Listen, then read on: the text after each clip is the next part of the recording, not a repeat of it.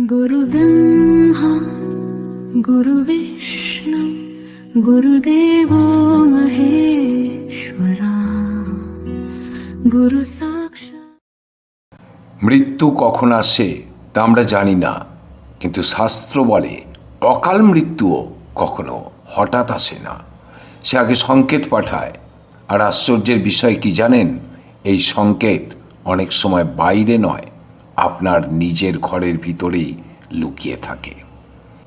শাস্ত্র ও আধ্যাত্মিক মতে ঘরে কিছু জিনিস আছে যেগুলো শুধু বস্তু নয়, তারা শক্তির বাহক। আর এই জিনিসগুলোর উপস্থিতি অকাল মৃত্যুর পূর্বাভাস হতে পারে। আজকের ভিডিওতে আমি বলবো ঘরে থাকা এমন 7টি জিনিসের কথা যেগুলোকে প্রাচীন শাস্ত্র, লোকবিশ্বাস ও আধ্যাত্মিক দর্শনে অকাল মৃত্যুর পূর্ব সংকেত হিসাবে ধরা হয়। একে বলা হয় নীরব সতর্কবার্তা। ভিডিওটা শেষ না দেখে যাবেন না, কেননা প্রশ্নটা খুব সাধারণ, আপনার ঘরে কি এর কোনোটা আছে? আর এই ভিডিও ভয় দেখানোর জন্য নয়, এটি শাস্ত্র, লোকবিশ্বাস ও আধ্যাত্মিক দর্শনের ওপর ভিত্তি করে তৈরি। বিশ্বাস করবেন কি করবেন না সিদ্ধান্ত আপনার, কিন্তু জানাটা জরুরি। কেননা শাস্ত্র বলে যে সংকেত বোঝে সে সাবধান হতে পারে, আর সাবধানতা কখনো অমঙ্গল ডেকে আনে না। এবার আপনাদের জানাই এই 7টা জিনিস কি, যেগুলো আপনাদের বাড়িতেও খুঁজলে পাওয়া যাবে। প্রথমটি হলো ভাঙা আয়না। আয়না শুধু মুখ দেখায় না, আয়নাতে আমরা নিজেদের শুধু মুখ দেখি না।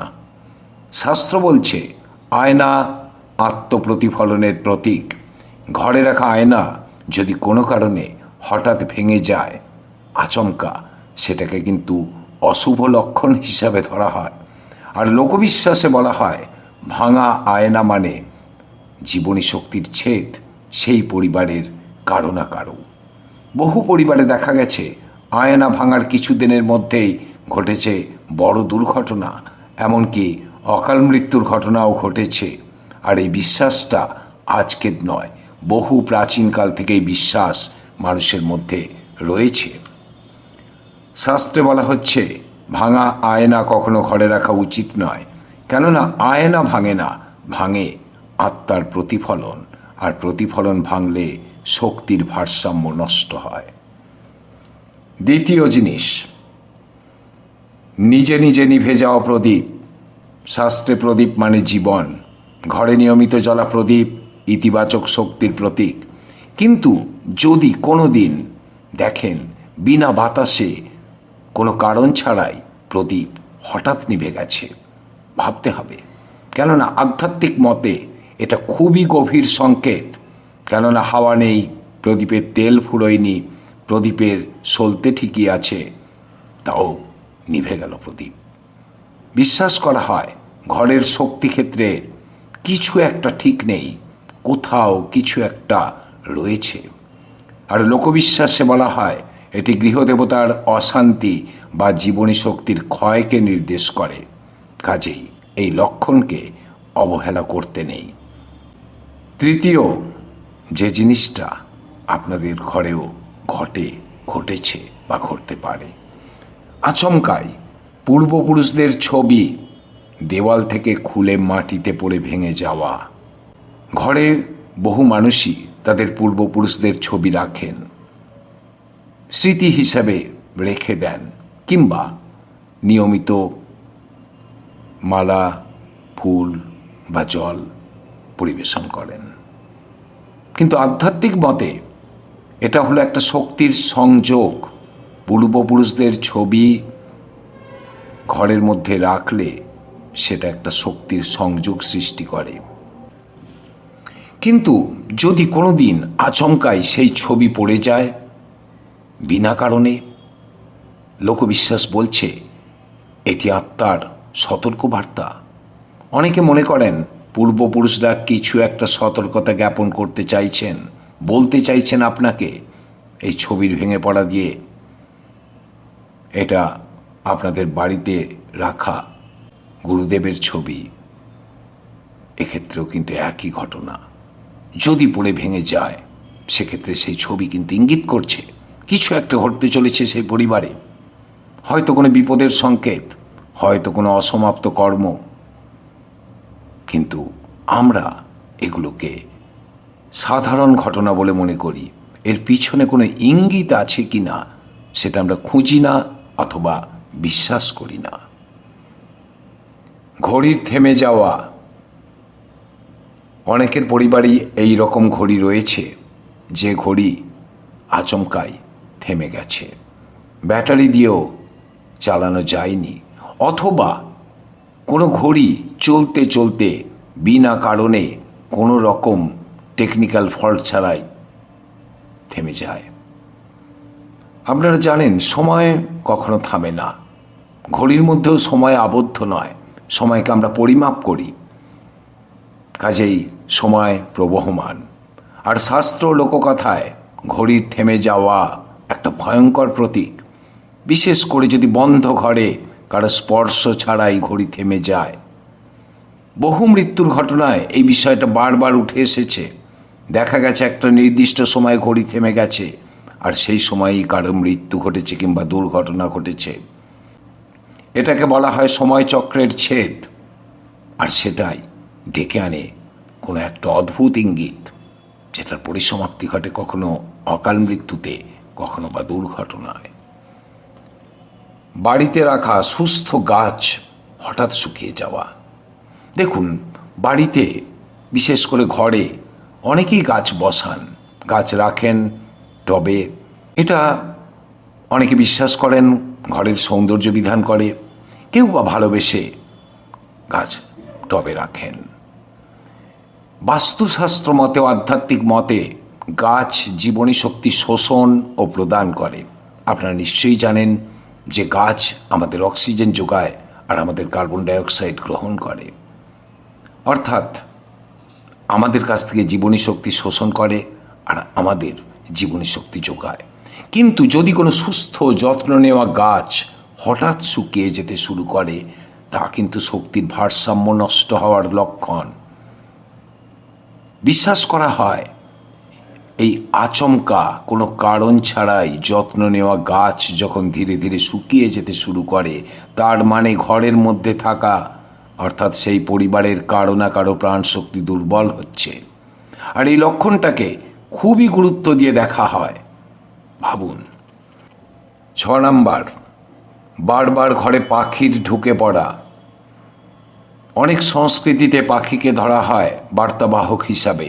যদি বারবার একই ধরনের পাখি ঘরে ঢুকে পড়ে, বিশেষ করে অস্বাভাবিক সময়ে, লোকবিশ্বাসে বলা হয় এটা আত্মিক যোগাযোগের চেষ্টা।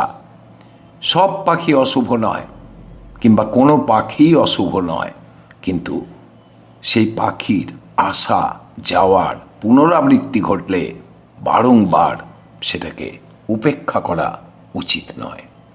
এবং শেষ 7 নাম্বার, খালি ঘরে শব্দ বা কারো উপস্থিতি অনুভব।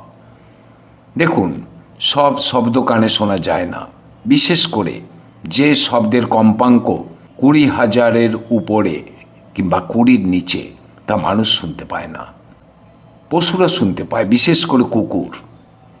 অনেক সময় খালি ঘরে নানা ধরনের শব্দ হয়, কারো না কারো উপস্থিতি অনুভব করা যায়।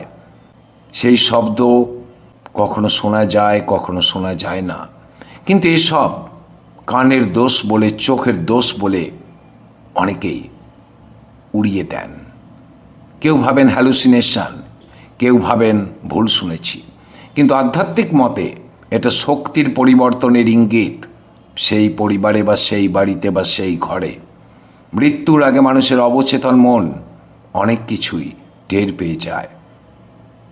আমরা বুঝতে পারি না, হয়তো ভালো করে শুনতেও পারি না কিংবা দেখতেও পাই না, কিন্তু কোথাও না কোথাও একটা কিছু অনুভব করি। বিজ্ঞান বলে এই ঘটনাগুলো আসলে কোইন্সিডেন্স। মানুষের মস্তিষ্ক এলোমেলো ঘটনার মধ্য থেকে অর্থ খুঁজতে ভালোবাসে। নিউরোসায়েন্স বলছে আমাদের মস্তিষ্ক একটা প্যাটার্ন সিকিং মেশিন। যেখানে কোনো সম্পর্ক নেই সেখানেও সে সম্পর্ক তৈরি করে নেয়। মনস্তত্ত্বকে বলা হয় কনফার্মেশন বায়াস। যে বিশ্বাস আমরা আগে থেকে করে আসছি, আমরা কেবল সেই প্রমাণগুলোই দেখি যেগুলো সে বিশ্বাসকে শক্ত করে। কিন্তু প্রশ্নটার শেষ এখানেই নয়, কারণ একই বিজ্ঞান আবার বলছে মানুষের অবচেতন মন তার সচেতন মনের অনেক আগেই সেই পরিবর্তনটা টের পায়। সাইকোলজি একে বলছে সাবকনশাস সিগন্যাল প্রসেসিং। শরীর, পরিবেশ, সময়, শব্দ, এই সব কিছু থেকে আমরা প্রতিনিয়ত সংকেত পাই, কিন্তু আমাদের সচেতন মস্তিষ্কে সেগুলো আমরা বুঝতে পারি না। আর ঠিক এই জায়গাতেই দর্শন কথা বলে। প্রাচীন দর্শন বলে মানুষ কেবল দেহ নয়, মানুষ একটা চেতন সত্তা। আধ্যাত্মিক মতে এই চেতনার গভীর স্তর, যাকে আমরা আত্মা বলি, সময়কে কিন্তু সরল রেখায় দেখে না। তার কাছে অতীত নেই, তার কাছে ভবিষ্যৎ নেই। কিন্তু আত্মা ভবিষ্যৎকে অনুমান করে না, অনুভব করে। শরীর বোঝে পড়ে, আর মস্তিষ্ক ব্যাখ্যা দেয় তার উপরে। তাই আধ্যাত্মিকতা বলে এই তথাকথিত কোইন্সিডেন্স আসলে অনেক সময় অচেনা সংকেতের প্রকাশ। হয়তো সব কিছুর অর্থ নেই, আবার হয়তো এমন কিছু অর্থ আছে যা আমরা বৈজ্ঞানিকভাবে ব্যাখ্যা করতে পারি না বা পারিনি। তাই বলা হয় বিজ্ঞান আর আধ্যাত্মিকতা একটা আরেকটার বিরোধী নয়। আজ যা আমরা জানি না, আজ যেটার আমরা বৈজ্ঞানিক প্রমাণ পাইনি, হয়তো কোনো একদিন পাব। আর ততদিন পর্যন্ত প্রকৃত সত্য এই দুইয়ের মাঝখানেই কোথাও লুকিয়ে আছে, নীরবে আমাদের বোঝার অপেক্ষায়। এখন কি করবেন যদি এই 7টা জিনিস আপনার পরিবারে থাকে? ভয় পাবেন না, সচেতন হন। যদি বিশ্বাস করেন শাস্ত্রে, যদি বিশ্বাস করেন আধ্যাত্মিকতায়, তাহলে ভাঙা জিনিস ঘরে রাখবেন না। ঘর পরিষ্কার রাখুন, আলো বাতাস ঢুকতে দিন, নিয়মিত প্রার্থনা বা ধ্যান করুন। শাস্ত্র বলে সতর্কতা অমঙ্গল নয়, আশীর্বাদ। আর মৃত্যু ভয় পাওয়ার বিষয় নয়। ভয় পাওয়ার বিষয় হলো সংকেত দেখেও সেটাকে এড়িয়ে যাওয়া বা না বোঝার চেষ্টা করা, অথবা একেবারেই না বোঝা। শাস্ত্র বলছে যে সতর্ক থাকে তার জন্য সতর্ক বার্তাটাই রক্ষা কবচ। আর আজ রাতে ঘুমানোর আগে ঘরের চারপাশে একবার তাকান, বাড়ির দিকে একবার তাকান, নীরবে। আপনার ঘর কি আপনাকে কিছু বলতে চাইছে? দেখুন। আজ এই পর্যন্ত। স্পিরিচুয়াল অদৃশ্য জগৎ চ্যানেলের পক্ষ থেকে আপনাদের সকলকে জানাই আমার আন্তরিক শুভেচ্ছা। দেখতে থাকুন আমাদের 2টি চ্যানেল। যারা সাবস্ক্রাইব করেননি, করতে পারেন, এবং অবশ্যই বেল আইকন প্রেস করে নোটিফিকেশান অন করে রাখবেন, যাতে আপনারা ভিডিওগুলো সম্পর্কে খুব তাড়াতাড়ি জানতে পারেন।